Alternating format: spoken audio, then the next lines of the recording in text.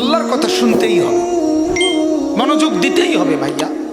এই গাফলতে গাফলতে জিন্দিগিটা বরবাদ।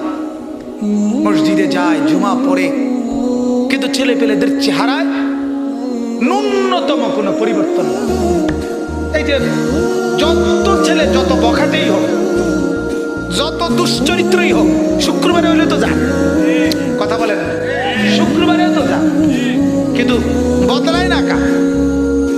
কোরআন তো বদলে দেওয়ার জন্য আসছে, কোরআন তো বদলে দেওয়ার জন্য আসছে, কোরআন তো চেঞ্জ করার জন্য আসছিল, নামাজ তো বদলে দেওয়ার জন্য দেওয়া হয়েছিল।